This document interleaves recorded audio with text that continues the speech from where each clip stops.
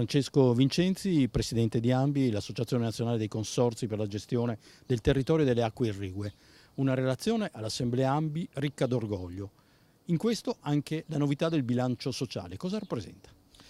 Rappresenta un bilancio diverso da quello dei numeri, altrettanto importante quello dei numeri, ma altrettanto importante quello sociale, perché andiamo a raccontare quella che è stata la nostra storia negli ultimi 3 anni, quello che è stato fatto negli ultimi 3 anni per dare risposte a quei territori e per aumentare la reputazione dei nostri consorzi di bonifica. Credo che la scelta del bilancio sociale vada nella direzione di questa mattina, della giornata, della 2 giorni che abbiamo fatto questa settimana, che vada a raccontare l'orgoglio con cui affrontiamo i temi e con cui vogliamo dare le risposte al Paese, ai nostri agricoltori, ai nostri consorzi di bonifica.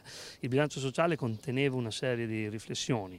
Partiamo da quelle che sono state le riforme interne che hanno permesso di garantire ai consorzi di bonifica quella sicurezza nell'operatività e quella reputazione che ci danno delle aperture di credito da parte di tutte le istituzioni.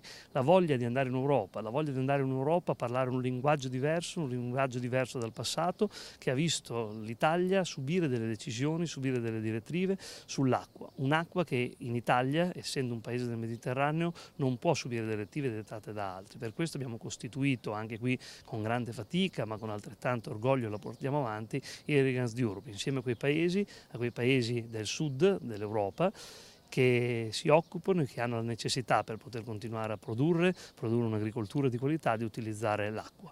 In Europa occorre che le politiche dell'acqua vengano fatte da ANBI, insieme a quei soggetti che abbiamo raccontato con Irrigants Europe. E in Italia non possiamo permetterci il lusso di lasciare in mano ad altri che di acqua si occupano, ma in altri settori. L'acqua utilizzata in agricoltura è un'acqua virtuosa, un'acqua che viene restituita all'ambiente, un'acqua che produce ricchezza al territorio e all'ambiente.